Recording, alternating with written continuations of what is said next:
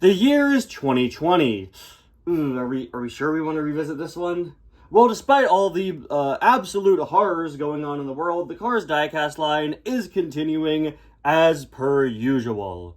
Continuing the series system that we're used to, where the Cars diecast line divides itself up into different series based on different scenes, themes, and concepts from the three Cars movies, and it's continuing to use the Blue Desert card back introduced halfway through 2019. While the first half of 2019 simply continued the 2018 lineup, 2020 is separate from 2019's Blue Desert lineup, despite using the exact same card back. It goes with new series, new releases. It's not a continuation of the previous few months. It just continues to use the exact same card back style. And honestly, I think that 2020 is one of the most underrated years in the history of the Cars diecast line. It's one of my personal favorites. I think this year had a great balance of new releases and re-releases, and a lot of great items from all three Cars movies. Series this year included the Dinoco 400, World Grand Prix, Florida 500, Funny Flashbacks, a pretty fun new series focusing on different cars from memorable moments throughout the series, Scavenger Hunt once again, Radiator Springs, Dinoco Daydream, Rusty's Racing Center, Copper Canyon Speedway, which is this year's series focusing on veteran racers, London Chase, Tuners, finally bringing DJ Boost, Wingo, and Snotrod back in the line after several years of absence, Next Gen Piston Cup Racers, Thunder Hollow, and finally the Silver Collection, a special lineup in the main line that focused on brand new silver variants of racers from throughout the Cars series. This year, I think, had some really cool stuff. I absolutely love the Silver Collection. It almost pains me to not put a Silver Collection item on here. Basically, any car from that line other than, like, Miguel, Tim Treadless, and Raul could have made the cut here as my favorite release for 2020. The King, Chick, Hicks, Cruz, Jackson, all impeccable releases. This year, we also got, of course, a few more of the next gens we were missing. Mater with cone teeth, finally, one of the most infamous canceled cars of all time, finally came out this year. We got a new Piston Cup hauler cab with Dale Ruffalo, some new interesting metallic items from the Scavenger Hunt line. I think Funny Flashbacks is really the standout for new releases this year, with Kurt with bug teeth, and Cupcake McQueen, which is an absolutely hilarious and now very expensive item. Fabulous Hudson Hornet with tire, I think, is kind of an underrated, forgotten gem as well. Oh, there was Nikki B in the Radiator Springs line, the first new background car from the Radiator Springs flashback in years. And how could I forget Jackson Storms, Crew Chief, and Pity finally, as well as another uncanceled release, Corporal Josh Coolant from Cars 2. So many great items this year, a lot of highly anticipated uncanceled releases, some great new releases as well. And this year, again, also had some pretty solid re-releases, with the Tuners and Holly and Finn finally coming back to the toy line. Outside of the traditional mainline, we also had the Welcome to Radiator Springs series, which produced some interesting re-releases of different characters with some repurposed accessories from previous releases in the past. And we also had lines like the Endurance Racers, Pixar Fest, which made some interesting metallic Pixar-themed items, another super underrated line in my opinion. And, of course, most notably for the expanded universe this year, the Color Changers line fully returned in 2020, and it has become a mainstay of the Cars diecast line ever since, getting consistent new releases every few months.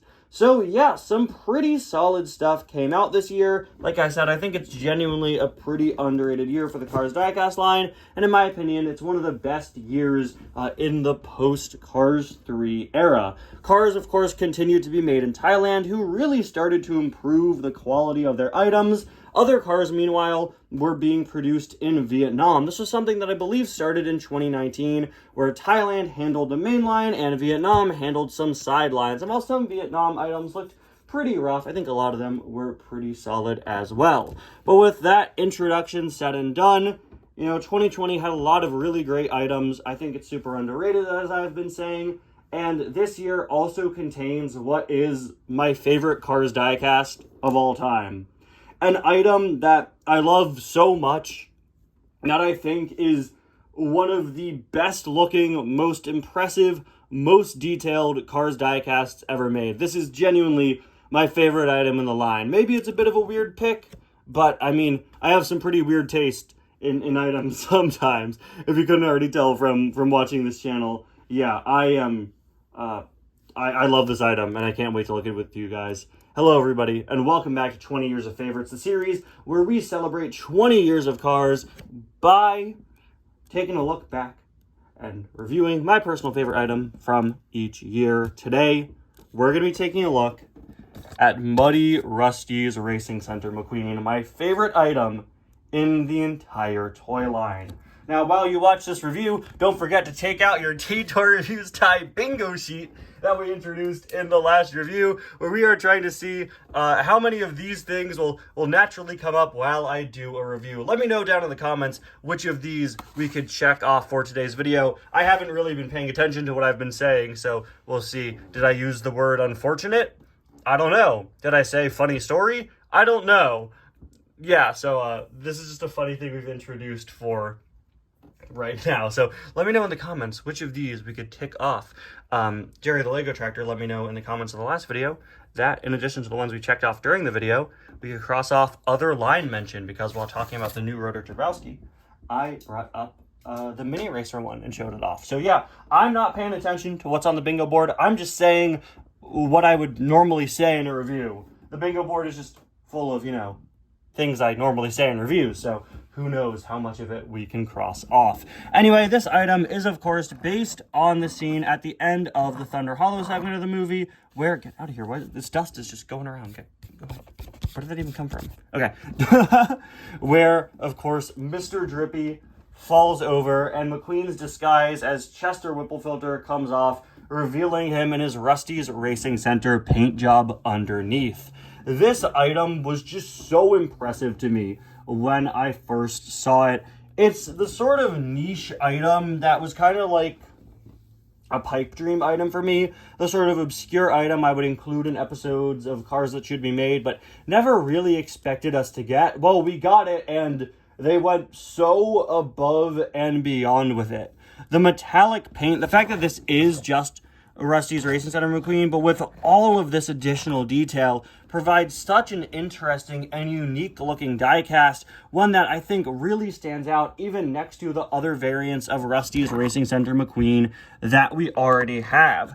I've said for years that one of the best things about the Thailand cars is the weathering detail. Thailand makes rust, mud, anything that makes the cars look dirtier really, really well. It always really impresses me, and I think this is a prime example of that. If you look closely, a lot of the mud streaks on him, at least on the front here, are just lines, but it works so well. They look drippy, they look runny. It looks like he's covered in mud that was washed off, and when you get to the hood, look at that.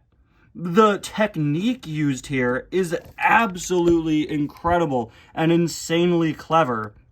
Just using these little splotches of slightly metallic paint that's just a little bit darker than McQueen, that makes it look like realistic water that is running off of him, or mud that's running off of him. It's just so impressive to me, all the little details that make this item look so good. My only real complaint here is just how big the eyes are. I feel like they should have been a little smaller, but I don't think that takes away from the item.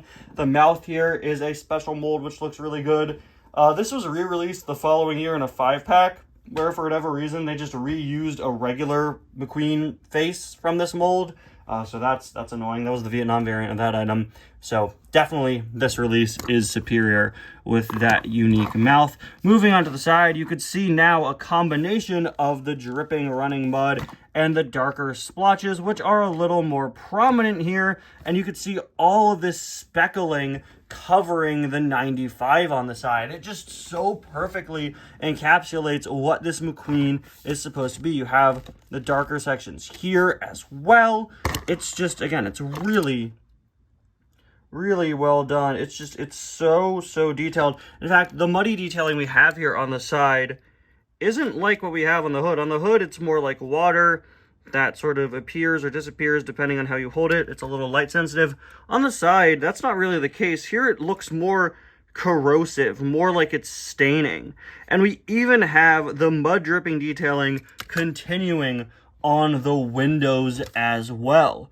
The top is a little more barren, as is the Rusty's logo on the back, but I think that makes sense. He was hit by water, you know, it's running off of the sides. The wheels look absolutely incredible as well with this muddy design, and if you couldn't already tell from the exhaust being brown, the entire base has been done in a muddy brown color, as have the bottom of the wheels. Not even the back is safe from this corrosive, muddy, and runny, muddy, and wet look. It's just, again, incredibly, incredibly impressive. There's a look at the other side, which is asymmetrical. You guys know I love items that have different designs on either side. It really just makes them more visually interesting, and this is no exception. Finally, once again, there is a look at that muddy base. So as you can see, this item really plays to, in my opinion, the super underrated strengths of Thailand's items. They do so well making items look rusty or dirty or damaged by weather effects.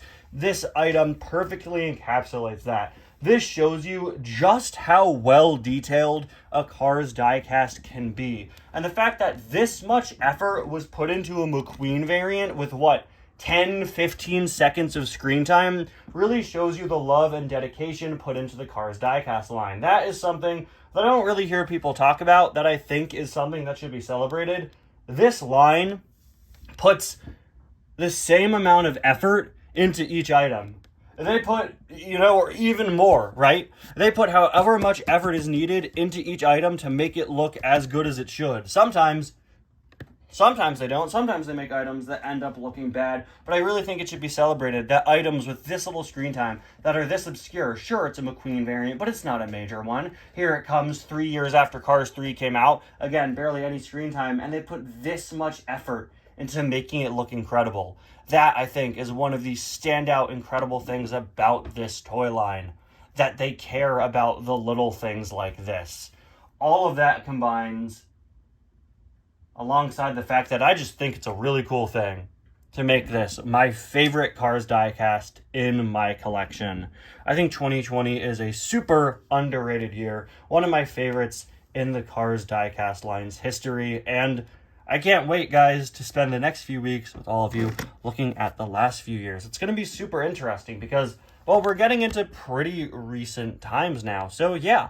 Anyway, guys, thank you all so much for watching, and I will see you guys next week to talk about 2021, a year with an interesting change, the end of the series system, as well as the end of Super Chases. With the last one having released this year, where will the Cars diecast line go next? Let's see. Bye now.